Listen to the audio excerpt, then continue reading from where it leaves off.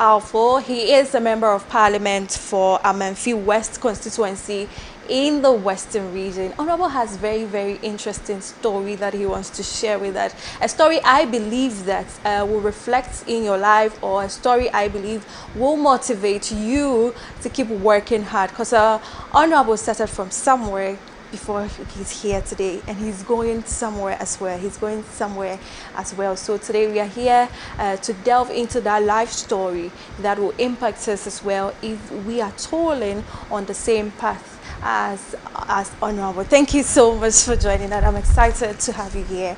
And how was your day, Honorable? Good day. You had a very good day. Very good day, and a bit tiresome, but it's okay. I'm just from Parliament. Oh, it's not even closed. Yes, I see that. Thank you so much for making time for us and joining us Thank you here so on much. the show. Honorable, to start, how would you describe how would you describe your younger self? See, I'm happy to be here and happy to let your viewers also know Honorable Erikafo, so that one day, or those who are listening to me, who are viewing me this evening, may also use it as a case study for their lives. Yes. I think that is the preamble that I can give this evening. Before then, having sat before this big platform, let me go back to Amanfi West and greet them. Okay. Okay. Go ahead. Greet your people. They have made Erikafo. Yeah. They have made Erikafo a name in this country. That when you mention, it goes back to Amanfi West constituency. I greet all of them this evening. I can't mention names. There are many. And I greet everybody. You see, your name again? My name is Naya. Naya. Let me say that I started from a humble beginning. Okay. Very humble. I'm from Asenkregwa. Asenkregwa is my hometown in the Western region. Okay. That's the capital town of Amanfi West. Okay. That is where I was born. Sorry to say, my parents are late. Maybe I saw. Unfortunately, I lost them within the same year. And I think wherever they are today, will be happy that they have me as their son. Yeah. And I had my education, started in Asenkregwa. Okay. Anytime I pass by my primary school, I become very happy. What about your primary school makes you happy? Yeah, so that is what I'm talking about. Your life in that primary school. Exactly, that's very important.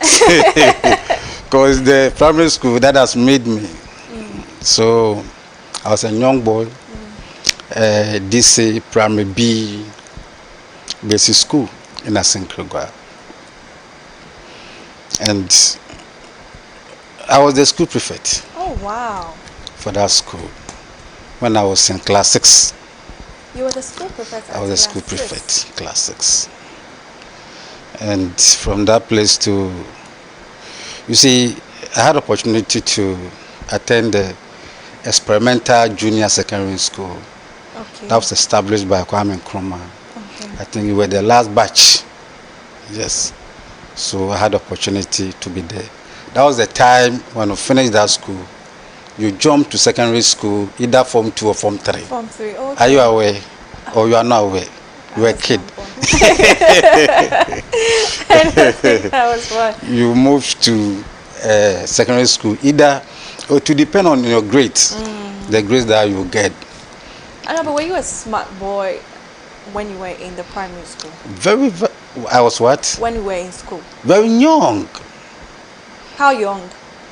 I say I started being in primary school around class 4. I was a smart boy. You were a smart boy? Yes. So my mother took me to the school very early. So I had opportunity to attend the junior high school.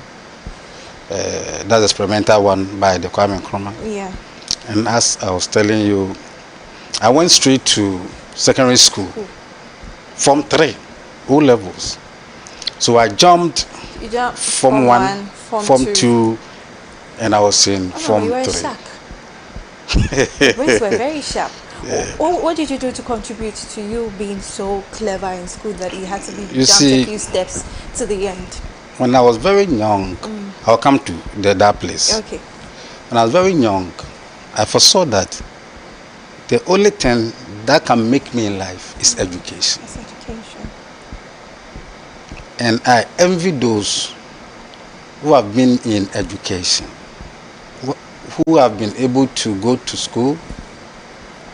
So I admired learning. So I didn't put my books, I didn't close my books. You were always reading. Always reading. That made me to get to that level. At that point, was there someone motivating you, or your mom was always, go and pick your book and read, or your dad, who amongst these two was the one making sure that your eyes were in your books and you were reading? My dear, all the two, all of them. And you see, my mom was a trader. So he used to buy books for me. Oh, okay. Was not giving me anything apart from the books. No toys. And I think it is God's intervention.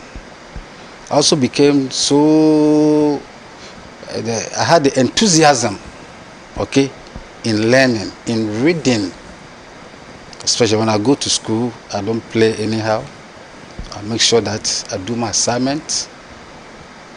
You see, I was very young, tiny. You know, even recognize me that I'm the school prefect. Yeah. Yeah. So I had opportunity to go to experimental junior high school, and actually, when I entered the school, the subject that I was much interested is economics. Okay.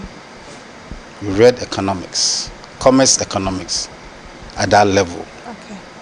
Because at that level, you realize that you do most of the programs in the secondary school. Yes. That will let you to jump to a higher class. Yeah. So I was studying economics so much. And when I got to the secondary school, Form 3, and that was the subject too, I was very interested in the business programs and the rest. So when I finished the secondary school, I remember in 1993, our batch at Sengwa Secondary School, the O levels, we were about 157. I remember the numbers. In a class? No, in the class, the final year class. Okay, for the final year. the O level. 7. Only 7 qualified for 6th form at that time. 157. Yes. So it means that only 7 people made it out of that to number. the advanced level, the A levels. And were you part of the 7 people that made it to the advanced level? So I was in Takrady. Okay. When I heard the news that out of 157 who wrote the examination, only 7 qualified. And at that time too, when you qualify for 6th form, it was an automatic scholarship. It was an automatic scholarship. Your education, the rest of it will be catered for. Yes. Covered. So I was there and I met somebody to go for the results. And I was told that, Erikafo, you are one of the 7 people who made it to the A levels. Wow. So I was written to by Fijai Secondary School. And how did your parents feel about that? They were very happy. They were proud of me. Especially my mom got to know that whatever she has spent on me was not in vain. Describe your parents to us. What were they like? Very humble. In their home. Very humble. Always want to keep me in the house. Want to see me all the time. And especially my mom was very prayerful. Prayerful, prays for me all the time. Actually, I felt like I have a good, parents. So from that level, A level at Fijai Secondary School, I also made it to the university. Used to be going out. So you would not be seen with peers. Peers playing unnecessarily. Though I used to, at times I do. Tell us about it. At times I do. At times, what do you Yes, do? when we come to Asenkrigwa, we were young boys and I was a very tiny boy. Very tiny. Yeah, we used to smallish. play And working with football. the big boys. Yes, to play football, At times too, you have to entertain yourself. And so where have you been going to entertain? I remember, I remember one time there was a concert in Asenkrigwa. Okay. And I was motivated by my friends to go. Afo, there was a concert there. This time, this. Then I joined them in the evening. I didn't come home early. Okay. So when I came, What happened? that was the time my mother sat me down. She didn't beat me. Oh, okay. I thought you were giving the beatings of your life. Sat me down and coached me, advised me that those areas are for men and women, not for a tiny boy like me. You. So I learned a lot of things from that. And I made sure I was always doing the right things In secondary school. in secondary school. So what category were you in? Were you in a boarding school in secondary school? You see, yes, I was in boarding school. So you were When I left- jumped from the junior high school to the secondary school,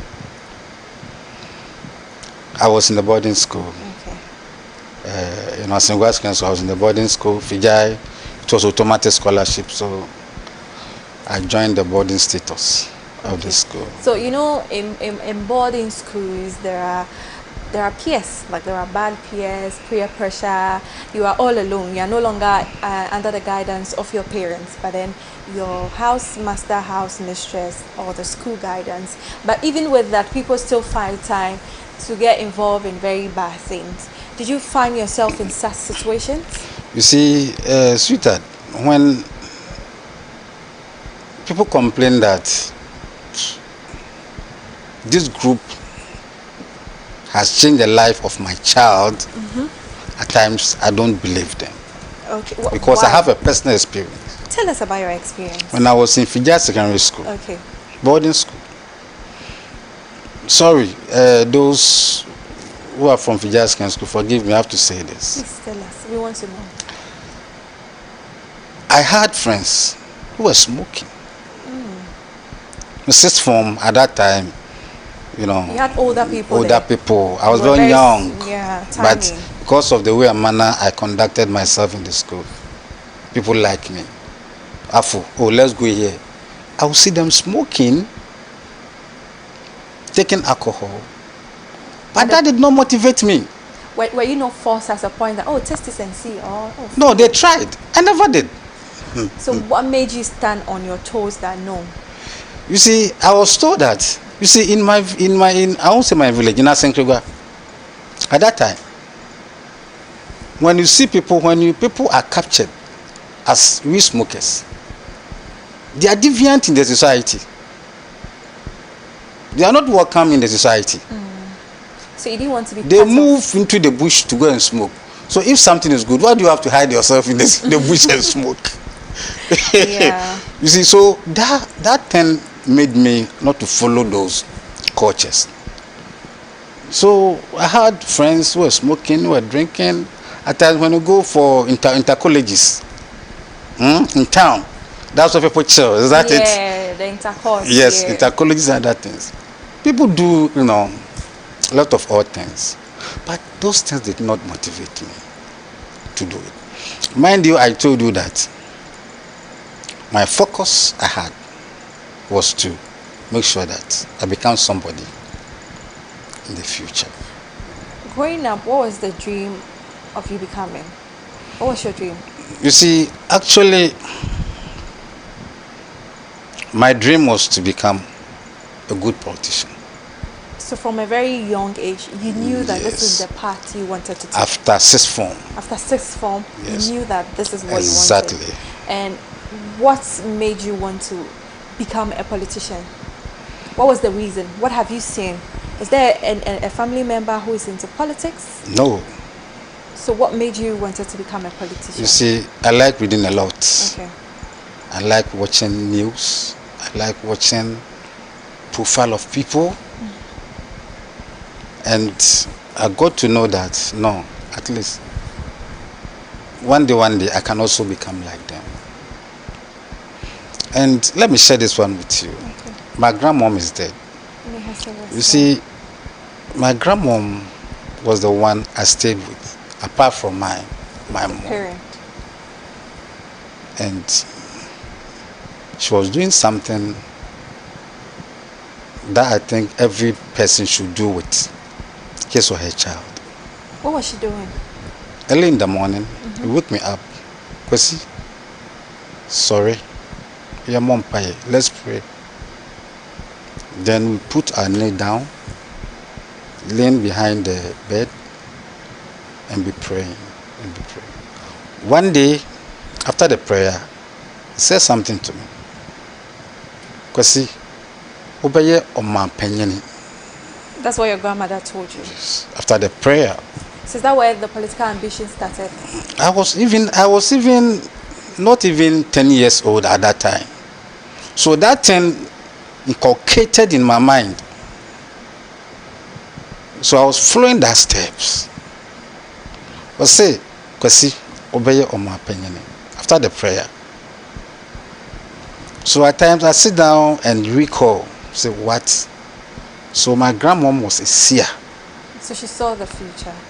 That Erikafo one day become the Omampanyini. Omampanyini doesn't mean the president. Okay. Omampanyini doesn't mean, it means a lot. As I sit here, I am an Omampanyini. Yeah. Isn't it? Yeah. Look at the whole constituency in Amenfi West. You are heading it. The head of a political, office like a member of parliament. Yeah. So Omampanyini. Has come into pass. So going forward to answer your question, that thing gave me the morale to make sure that I become very focused. So from that time, I made sure that I led a good life. You see, all those who are listening to me want to become good politicians in this country. Though when we become a politician, people talk about you. Yeah. That's the first thing you should know. Don't think that you become a politician, people will know. The moment you place or you paste your poster on the wall, that's why people will start searching your background. Yeah. You said you want to become MP. You don't respect. You don't greet. You don't give money to people. You don't do this. You don't do this. So I make sure, though I'm not that perfect, 100%, but I made sure I led a very simple and good life. Not to be, caught by those things that people be talking about. So at that point, were there people in the political space at the time that you were looking up to and you wanted to take their steps as well? And if yes, what about them? Were you learning? And were you added onto yourself, or what did you learn from those people? See, I like debate a lot. Okay. I like debate a lot. So there are a lot of people in my constituency in Ghana here. I was trying to, learn from, or became my mentors. Let me put it in that way.